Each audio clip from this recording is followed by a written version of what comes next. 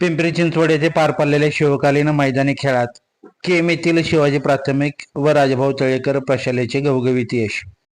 पिंपरी चिंचवड येथे झालेल्या शिवकालीन मैदानी खेळात तलवार, दांडपट्टा, लाठीकाठी, भाला, विटा, चक्र, उमी यामध्ये प्रशालेतील कुमारी ईश्वरी पप्पू चेंडगे इयत्ता 4, स्नेहल पप्पू चेंडगे इयत्ता 7, सिद्धी अनिल चेंडगे इयत्ता 4, शीतल सचिन तळेकर इयत्ता 6, सौरभ दत्तात्रय मोरे इयत्ता 9 या विद्यार्थ्यांनी घवघवीत यश संपादन करून या विद्यार्थ्यांचा मान्यवरांच्या हस्ते ट्रॉफी, प्रमाणपत्र देऊन सन्मान करण्यात आला.